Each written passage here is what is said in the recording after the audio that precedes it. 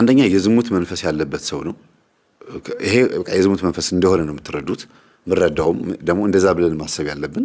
ሁለተኛ ነገር ደግሞ ሴሰኝነት የሚባል ነገር ደግሞ አለ። ሴሰኝነት ልክ ሲጋራ የሚያጨስ ሰው ከእንቅልፉ ተነስቶ ሲጋራ ካላጨሰ ሰውነቱ ይንቀጠቀጣል። ካልጠጣ አረቄ ካልጠጣ ይንቀጠቀጣል ሰውነቱ። ሱስ ተብሎ የሚታሰበውን ነገር ድግግሞሹን ካላደረገ ይረበሻል አይደል እንዴ? ሩካቤም እንደዛ ነው። በቃ ያንቀሸቅሸዋል። በዛ ልክ ደግሞ ሆዳም ነው የሚሆነው። ለምን? ዘሩን ቶሎ ቶሎ ስለሚያፈስ እዚህ ጋር ደግሞ መተካት አለብኝ ብሎ ያስባል። እና በጣም ወጣ ያለ ባህሪ ያለበት ደግሞ ትልቁ ጉዳይ ምንድነው? በርገርም ይሁን ዳቦም ይሁን እየበላ እያደረገ ነው ለማከላቸው ይመጣው። እየሰራችሁ ነው እንዴት ነው ይላቸዋል። እየሰራ ነው ይሉታል። እሺ ፊታቸው በልቶ አጮሆባቸው ጆሮአቸውን አደንቁሮት ጋቢ የሚጨምቅ ነው የሚመስለው። ከዛ ሲሄድ ይስቃሉ። እና አንዳንድ ዘመዶች ይነግሩታል። እየመጣህ እንደዚህ ፊት ለፊት አትብላ ይሉታል። የሱ የዘመድ ሰዎች ማለት ነውና ግን መጥቶ ይቆጣቸዋል። እናንተ ምን አገባችሁ እንደዚህ እንደፈለኩ ባጮኸውስ ምናምን ቢልና ከዛ ይስቃሉ። እሱ ፊት ይስቃሉ። እና በዚህም ምክንያት አንዳንዴ ፊት ስለሚሰጣጡ ያን ያክል ሰራተኞች ላይ ተጽዕኖ አይፈጥርባቸውም። ይሄ ምንድነው ማለት ነው? ኃይለኛ ዲክታተር አይሆንባቸውም። ዓመት በዓል ሲሆን ደሞዛቸው ላይ 1000 2000 ይጨምርላቸዋል። የሆነ የተለየ ነገር ሲኖር እዛ ፕሮግራም ያዘጋጃል። ግን አንዷ ከአንዷ በፍጹም ከሱ ጋር እንደተኛች አያውቁም። በዚህ በጣም ነው የሚገርመው። እሱ ራሱ ክብራቸውን እንዲጠብቁ እንደሚፈልጉ ስለሚያውቅ ነው። 32 33 ሰራተኞች ናቸው። ይሄን በዚህ ያዙልኝ። እና ረጅም ዓመት እንዲቆዩ የሚያደርጋቸው የእሱ ፖላይት መሆን ነው። ቀለል አድርጎ ነው የሚሄደው። ጥሩ ዘዴን የሚጠቀመው ስማርት ዌይ የሚባለው መንገድ ይሄ ነው። ብዙ ጊዜ ሴቶች አለቃ ሲሆኑ ሞክሮት ነበረ። ሴቶች የድርጅት የአንዳንድ እንደዚህ አይነት ሴቶች የሚበዙበት ቦታ ላይ ሴቶች አለቃ መሆን የለባቸውም ብዬ አስባለሁ። ያስጨንቋቸዋል። ከስንት አንድ ነው በጣም አሪፍ ጸባይ ያላቸው ሴቶች ያሉት እንደ አለቃ ሆነው። ቀጭን ከሆነች ይሳቅባታል። ወፍራም ዘበጥ ሆና ደግሞ አለቃ ሊሆን ካለች ደግሞ ይሳቅባታል። ቁጡ ምናምን ከሆነች ደግሞ ይሳቅባታል። ብቻ ከሁሉም ሰራተኛ ጋር የሆነ ጥሩ አቀራረብ ያላቸው አለቆች ከሆኑ ነው ሴቶች እንጂ ሴት ልጅ ለአለቅነት በጣም ከባድ ነች። እንዴት ነው? ወንድ ካለ በተለይ አብሯት የሚነጻጸርና ኮምፔር የሚደረግ ምናምን ካለ የበላይነትን ለማሳየት እኔም እችላለሁ ሴትነት ይሄ በእሷ ጭንቅላት ውስጥ የተናቀ መስሎ ስለሚሰማት ወንድን ለመብለጥ ካልቻለች እኩል ለመሆን ጥረት የምታደርግበት ሁኔታ ነው የሚታየው አብዛኛውን ቦታ ላይ። ከስንት አንድ ነው በጣም ጎበዞች ጠንካራ ሴቶች ወንዶችንም ሴቶችንም ትሪት አድርገው በትህትና ሁሉንም የሚያናግሩት እንጂ አብዛኛውን ጊዜ ለአለቅነት ከባድ ናቸው ሴቶች። ማሳየት ነው እንጂ የሚፈልጉት ሰርቶ ሪዛልቱን እንደዚህ ኮንቲኒየስሊ ሁል ጊዜ አንድ አይነት መሆን አይችሉም። ማሳየት አለቅነትን ማሳየት መቅጣት እንደሚችሉ መቆጣት እንደሚችሉ ማሳገድ ማባረር እንደሚችሉ ማቃጠር ለአለቃ እንደሚችሉ ነው ለማሳየት የሚሞክሩት። ይሄን ካጠፋሁኝ ይቅርታ ኧረ እንዳትሉኝ እሺ አጥፍቻለሁ ይቅርታ ግን የሚመስለኝን ተናግሬያለሁ ስላየው ነው ብዙ ቦታ ላይ ስላየው ነው። ይሄንን ኮሜንት ላይ ጻፉልኝ ተሳስተሃል በሉኝ ወይም ደግሞ ትክክል ነህ በሉኝ። በዚህ ጉዳይ ላይ ግምታችንን ወይም ደግሞ ቪው ፖይንታችንን ስለሆነ የምንናገረው ልናስተካክለው እንችላለን። አይ ልክ አይደለም ልትሉ ትችላላችሁ። እና ሞክሮ ነበር አለቃ ሴት አለቃ ሞክሮ ነበረ አልተመቸውም ለዝሙቱ። ወንድ አለቃ ሞከረ ወንድ አለቃ ይሻለዋል። እና ወንድ አለቃ ይሻለዋል ማለት ነው ከሴቷ የተሻለ ሆነለት። ለዚህ ለስራው አልጎረበጠውም እንጂ ያው ነው ለውጥ የለውም። ግን አለቃ የግድ ያስፈልገዋል። ለምን? እሱ ቤቱ ሄዶ ሲተኛ ወይም እንደፈለገ ሄዶ ሲዘል ቤርጎም ለቤርጎ ሲዞር ድርጅቱን የሚቆጣጠር ሰው ያስፈልጋል እንጂ ዋና አለቃ እሱ ራሱ ነው። ምክትል አለቃም ራሱ ነው። ግን የግድ የሚቆጣጠር ሰው ያስፈልገዋል። ከሰራተኞች መካከል አንዷ ሰራተኛ እናቷ ታማባት ጸበል መሄድ ፈለገች። እናቷን ጸበል ለማስጸበል አስፈቀደች። ተፈቀደላት። ጸበል ሄዳ እናቷን አስጠምቃ 7 ቀን ማለት ነው። ምንም የጮሁት ነገር የለም። አስጠምቃ ተመልሳ ከ7 ቀን በኋላ መጣች። መጣሽ አላት። አዎ መጥቻለሁ። እንዴት ናቸው እናትሽ አላት። እግዚአብሔር ይመስገን ደህና ነች፣ አሁን ተሽሏታል፣ ያው ትንሽ ለውጥ አላት ብላ ትላለች። ከዛ እናቷ ጸበል እንዳስገባች ያወቁት እሱ ሲጠይቅ ነው እንጂ የት እንደነበረች አይታወቅም። እሱ አሟት የቀረች ነበር የመሰላቸውና እናትሽ ምን ሆኑ ምናምን ይሏታል። አይ እናቴ ትንሽ ታማ ነበር፣ ማታ ማታ ትንሽ ታስቸግራለች፣ ትቃዣለች። ወይ እንደዛማ ከሆነ እኔ ብዙም አላዳምጠውም እንጂ ይሄ መንፈስ የሚል አንድ የሆነ ቲክቶከር ዩቲዩበር መጥቷል፣ ግቢና አዳምጪው ብላ ገጠመኝ ትልክላታለች። እሺ ብላ ወዲያው እዛው ተቀብላት በኤርፎን እያዳመጡ ስራቸውን ይሰራሉ። ከዛ ሰምተሻል ግን ትምህርቱን አለቻት ልጅቷ ራሷች። አሁን እንግዲህ ያመጣኋት ጸበል ሄደችው ልጅ ጸበልተኛዋ ልበላችሁ። አይ እኔ አልሰማሁትም ግን ዝም ብዬ እኮ አንዱን የነገርኩሽ አለቻት። እኔ ቤተሰብ ነው የሚያዳምጠው እንጂ አላዳምጥም አለቻት። ለምን አታዳምጭም? እኔ የምትኝ መንፈስ ስለሚል። ታዲያ ለምን ጠቆምሽኝ? ማይመች ነገር ከሆነ ጥሩ ያልሆነ ነገር ለሰው ይሰጣል እንዴ አለቻት። አይመችም ይደብራል አይደል አለቻት። ኧረ አይደለም እኔ በጣም ገርሞኝ ነው፣ ታሪኩ ይገርማል። እስቲ አንድ ኢርፎን ልስጥሽና አብረን እናዳምጥ አለቻት። አብረው አዳመጡ።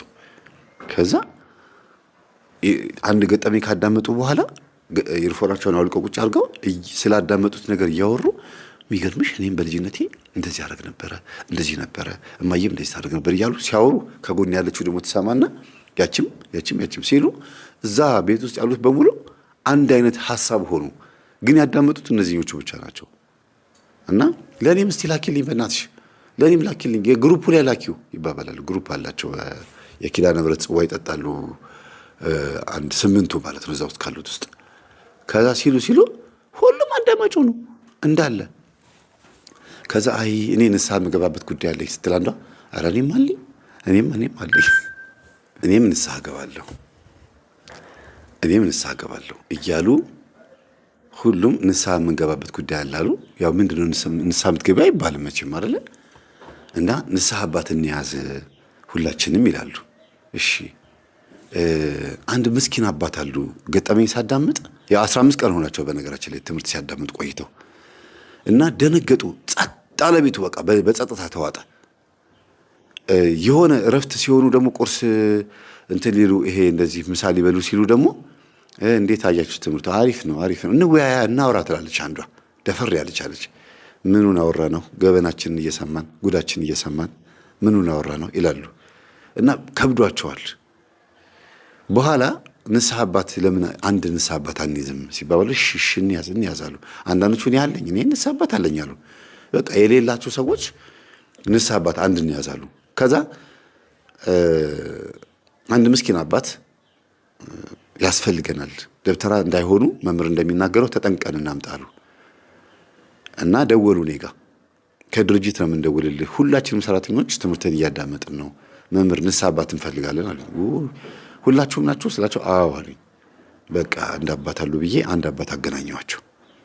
ሰፈራችሁ የት ነው ብዬ ለሰፈራቸው ቅርብ የሚሆን ቦታ ላይ ሄጄ አንድ አባት አነጋግሬ የሆነ ደብር ሄጄ ማለት ነው አናግሬ ቅርብ እንዲሆኗቸው ብዬ ሂዱና ንስሐ መግባት ይፈልጋሉ፣ ሙሉ ድርጅት ሰራተኞች ናቸው ስላቸው እውነትህን ነው አሉኝ። እንዴት እንደዛ ሆናልኝ? አንድ አይነት ትምህርት ስለሚያዳምጡ ነው። እኔ መምህር ግርማ ተማሪ ልጅ ነኝ። እንደገና ደግሞ መምህር ተስፋ ይባላለሁ አልኳቸው። አወኩ ጥሩ ነው፣ ደስ ይላል። ወደኛ ራሱ መምጣትህ ራሱ አሁን ጥሩ አመለካከቴ ጥሩ እንዲሆን አረከኝ፣ አመሰግናለሁ አሉና ሄዱ። ከዛ ንስሐ ማስተር ቪዥን አስደርገዋለሁ። ግሎሴብ ማለት ነው። ስንት ዓመት ነው ግሎሴብ ያስፈጸምሽው? አረ ክፍለ ሀገር ነበር የሚኖረው። ከ10 ዓመት በታች ሆኖ ነው። ከ10 ዓመት በታች ሆኖ ነው ያስጀመርሽው? አዎ። አሁን ስንት ዓመት ሆነው? ወደ 31 ሆኗል። እሺ በቃ ተቆጣጥሬ ነው ያሳደግኩት። ጎበዝ ልጅ ነው። 20 ምናምን ዓመት ነው ግሎሴብ ያስፈጸምሽው? አዎ። እሺ አስደርጌዋለሁ። ዛሬም 2 ተገናኝቼዋለሁ። በስመ አብ ወወልድ ወመንፈስ ቅዱስ። ወደዚህም ሲመጣ 2 ግሎሴብ መኝታ ላይ እያለ 2 ጊዜ ከዛ ውዳሴ ማርያም አድርሶ ከቻለ ወይ ተአምር።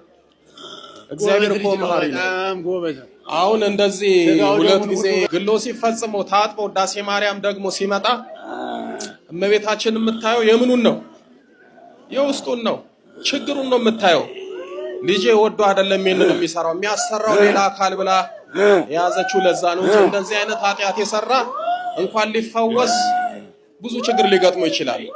ግን እግዚአብሔር መሐሪ ነው። ድንግል ማርያም ቸር ናት። ባገባ ወደ 7 ወሩ ነው። ግንኙነት ሲያደርግ እምቢ አለው። ትከለኪዋለሽ? እከለክላለሁ። ቶሎ ግንኙነት እንዲጨርስ አስደርገዋለሁ። እሺ። እዛም ባለቤቱ እንዴት ነው መኖር የምችለው?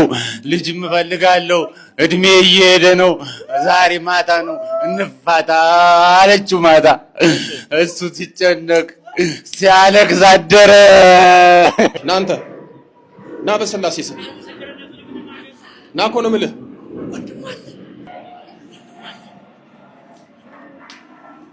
በልሽ ማን ማን ያላችሁት? ሴት አይነ ጥላ። ሴት አይነ ጥላ። ሌላስ? ሴት አይነ ጥላ። እሺ ሌላስ? በቃ ሴት አይነ ጥላ። ሴት አይነ ጥላ ነሽ? እስኪ በራስሽ ድምፅ አውሪኝ። አንቺ አይነ ጥላ። አይ ስንት ዓመትሽ ነው ከሱ ጋር? አሳደግኩት። አሳደግሽው? አሳደግኩት። እሺ አሳደግኩት። አይ ምን አረግሽው?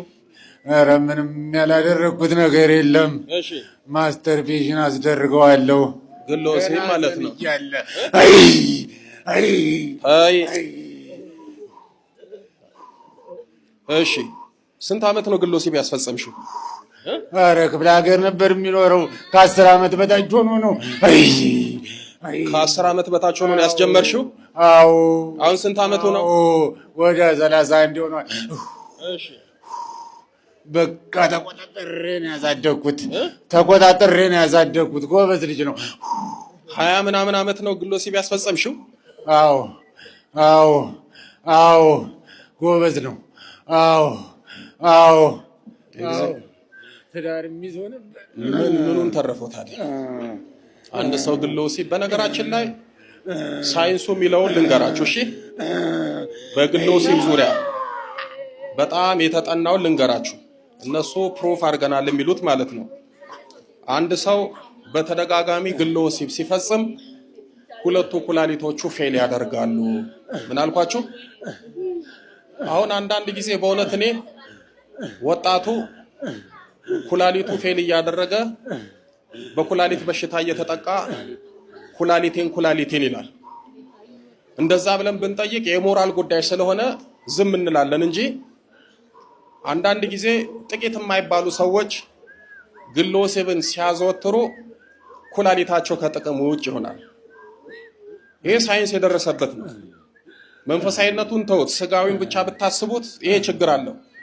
ከዛ ደግሞ ከጊዜ በኋላ እድሜው ጎልመስ ሲል ሁለቱ አይኖቹ ሊጠፉ ይችላል፣ ይጠፋል። ወይም ደግሞ የማየት እድሉ ወይም የማየት ብቃቱ እየተዳከመ ይመጣና መጨረሻ ማየት ይሳነዋል። ስንተኛ ጉዳት አልኳችሁ? የመጀመሪያ ምን ያደርጋል? ኩላሊት ፌል ያደርጋል። ሁለተኛ ምን ያደርጋል? አይኑን ሊያጠፋ ይችላል፣ ይጠፋል። ሶስተኛ ደግሞ ንቃተ ህሊናውና ማስተዋሉ ይቀንሳል። ይሄ ማለት ምን ማለት ነው? ፈዞ ደንዝዞ ቁጭ ይላል። ስልክ እጁ ላይ ይዞ ጠፋብኝ ብሎ ይፈልጋል። ያስቀመጠውን ጫማ ፊት ለፊቱ እያየ አይን ዞሮ ይፈልጋል። ጠዋት የተነገረውን አይደለም ማታ ምሳ ሰዓት ላይ ማስታወስ አይችልም። ማታ የተናገረውን ጠዋት ይረሳል። የትኛውንም መጽሐፍ ቢያነብ አይገባውም፣ አይሰርጸውም፣ አያስታውስም። ይሄ ደግሞ አደገኛው የህሊና ችግር ነው። ከዛ በኋላ ከጊዜ በኋላ ደግሞ ፈዞ ደንዝዞ የአእምሮ በሽተኛ ይሆናል። ሌላው ደግሞ ሁል ጊዜ ይህንን ነገር የሚፈጽም ሰው አደገኛው ነገር ደግሞ ምንድነው? የመውለድ እድሉ ደግሞ 50% ይቀንሳል። ዘሩ ይሟጠጣል፣ ዘሩ ይደክማል። ቢያገባ ልጅ ላይወልድ ይችላል። ስለዚህ ፈረንጆቹ በእነዚህ ምክንያቶች ፕሊስ እባካችሁ ይህንን ድርጊት አትፈጽሙ ይላሉ። ለወንዶቹ ስናገር ለሴቶቹ የሌለ እንዳይመስላችሁ። ስለዚህ ባካችሁ እንደው በመብራን በኪዳነ ምሕረት አትፈጽሙ። ፈጽሙ የሚላችሁም ከሆነ ኪዳነ ምሕረት ሰሪልኝ ገስጭልኝ በሉ። ምንም አይተርፋችሁም፣ ህይወታችሁ ነው የሚመሰቃቀለው። ሌላ ወደዚህ ደግሞ ስንመጣ ይሄው እንደምትሰሙት ሴት አይነ ጥላ ካለች በቃ ግለ ወሲብና ህልመ ሌሊት መገለጫዋ ነው። ከ10 ዓመት በታች አስጀመረችው 31 ዓመት ነው 20 ምናምን ዓመት ግለ ወሲብ እያስፈጸመ ይኖራል። ቅድስናን ያጠፋል፣ ነፍስንም ስጋንም ያረክሳል፣ ከእግዚአብሔር ያጣላል፣ እንደ አውናን ያስቀስፋል። እንደ አውናን እንኳን ባንቀሰፍ ባንሞት ውስጣችን ብዙ ነገር ይሞታል። እኛ የሚታየውን ነው የማይታየውን ነገር ብዙ ነገር እናጣለንና እግዚአብሔር ከዚህ ይጠብቀን። እሺ አስደርጌዋለሁ። ዛሬም ሁለቴ ተገናኝቼዋለሁ። በስመ አብ ወወልድ ወመንፈስ ቅዱስ አልቀርም ብሎ መጣ።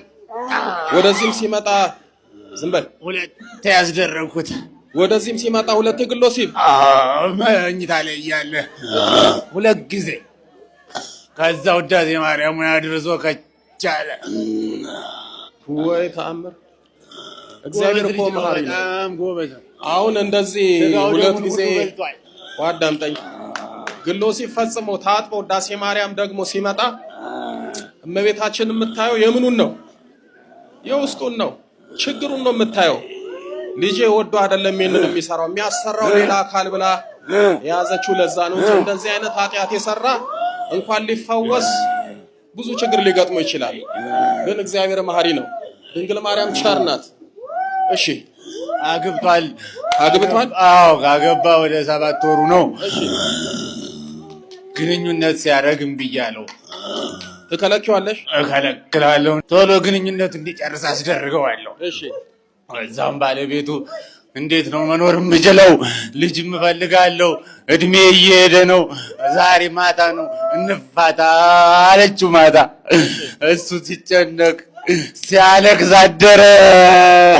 ባለቤቱ አለች? የለችም። እንሂድ ዛሬ ጉዱ እንዳያለች ሲላት እኔ አልሄድም፣ መብራን የምትፈታ ከሆነ ራስህን ትፍታ፣ እኔ ግን መለያየት እፈልጋለሁ አለችው። ሲጨነቅ አደረ። አይ ስጋውን በልቶ ደሙን ጠጥቼ ስጋዬን በልቼ ስጋን ጠጥቼ ደሙን ጠጥቼ በማይገባ ስራው እያለው ያለቅስብኛል፣ ያለቅሳል። ከ6 ዓመት በፊት ነው ስጋው ደሙን የበላው። ቀጨኔ መድኃኒዓለም ነው የቆረበ። ጎበዝ ልጅ ነው።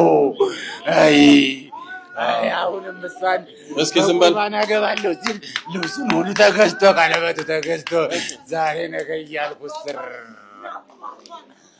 አያችሁ አይደለ? እስኪ ዝም በል። አይ ስርዓት ይኑርሽ። ዝም በል አንተ። ቅድም ሳስተምር ሰምታችኋል አይደል? ሰዎች እኛ እያየናቸው እኛ እያወቅናቸው እየሰማናቸው ኃጢአት ሊሰሩ ይችላሉ። ለምሳሌ ሊጠጡ ይችላሉ፣ ሊዘሙቱ ይችላሉ፣ ሊሰክሩ ይችላሉ፣ መጥፎ ሕይወት ውስጥም ሊገቡ ይችላሉ። እኛ ልናውቅና ልናይ እንችላለን። እነዚህን ሰዎች በደለኞች፣ ኃጢአተኞች ብለን እንፈርጃለን። ኃጢአት እየሰሩ እቤታቸው ምን እንደሚሰሩ አናውቅም። ስለሰሩት ኃጢአት ሊያለቅሱ ወደ እግዚአብሔር ሊመለሱ ይችላሉ በእንባ። ቤታቸው ቁጭ ብለው እግዚአብሔር ከዚህ ነገር አውጣኝ አላቀኝ ብለው እግዚአብሔር ላይ ሊያነቡ ሊያለቅሱ ይችላሉ። ለሰሩት ኃጢአት ሊጸጸቱ ይችላሉ። ልክ እንደሱ ማለት ነው። ግለ ወሲብ ያስፈጽመዋል፣ እሱ ግን ደግሞ ያለቅሳል። እግዚአብሔር አምላክ እንባችሁን ያያል። አስቡት እንግዲህ አግብቷል፣ መተኛት አቃተው። ይሄ የብዙ ባለትዳሮች ችግር ነው። በነገራችን ላይ በቤተ ክርስቲያን እኮ በቅዱስ ቁርባን ሰዎች ሲጋቡ ተክሊልም ቢሆን ቁርባኑ ያው ማተሚያው ስጋው ደሙ ነው። ስርዓቱ አንድ ነው፣ ጥቂት ነው ልዩነት ያለው። ነገር ግን በስጋው ደሙ ሲጋቡ ቃል ይገባሉ። ወንዱ ምን ይላል? መከነች ሰነፈች ብዬ ላልተዋት ብሎ ቃል ይገባል። መከነች ልጅ መውለድ አቃታት ነው። ሰነፈች በቤት ውስጥም ስራም በአልጋ ላይም ሊሆን ይችላል። ድካመ ስጋ ሊገጥማት ይችላል። በፍቶት ደስተኛ ላትሆን ትችላለች። ለባሏም ደግሞ የሚገባውን ነገር ላታደርግ ትችላለች። ይሄ እንኳን ችግር ቢመጣ አልተዋትም ብሎ ቃል ይገባል። ሚስትም ደግሞ በችግሩ ሁሉ ላልለየው ትላለች። አንዱ ችግር ይሄ ነው። አለመግባባት፣ መጣላት ሊሆን ይችላል። ከመጋረጃ በስተጀርባ ደግሞ እንደዚህ አይነት ችግር ካለ ይሄንን ልችል፣ ችግሩ ችግሬ ነው ልል፣ ፈተናው ፈተናዬ ነው ልል፣ ደስታው ሐዘኑም የኔ ነው ልል ብላ ቃል ትገባለች። አሁን ቃል ገብታ ያፈርሳሉ። ቃሉን አይፈጽሙ።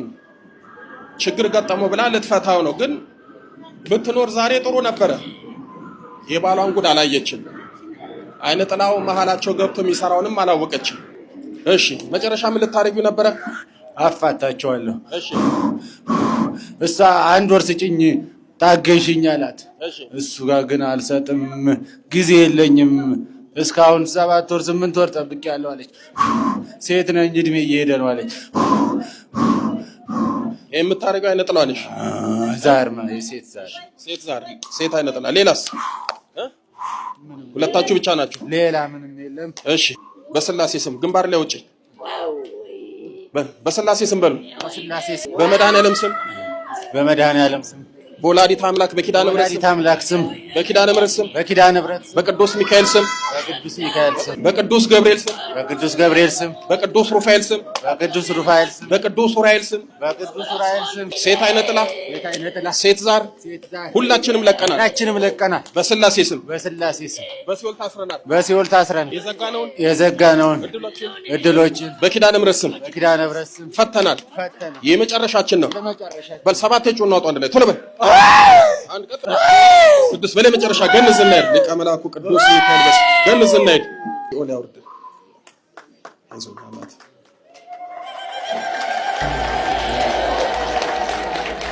አይዞህ ና ማን ነው ስምህ? ብድግ በል እስኪ። አይዞህ ኃይለማርያም ደህና ነህ? እግዚአብሔር ይመስገን። ትዳርህ ህይወትህ ፈተና ነው። አዎ ተጨነኩ። ኪዳነ ምሕረት የመጨረሻ ታድርግልህ በሉት። ከተቻለ ባለቤትን ይዘና ታምረ ማርያም አሳዝለን ጸሎተ ማርያም አድርሰን ሁሉም ነገር ይስተካከልልሃል።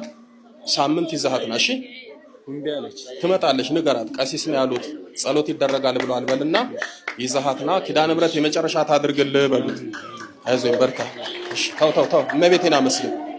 ተው አዳም ወዴት ነህ ያልከኝ በፍቅር ድምፅ ፈለከኝ። አልብሰኝ ነጩን ልብስ እወድሃለሁ ኢየሱስ፣ አከብረሃለሁ ክርስቶስ።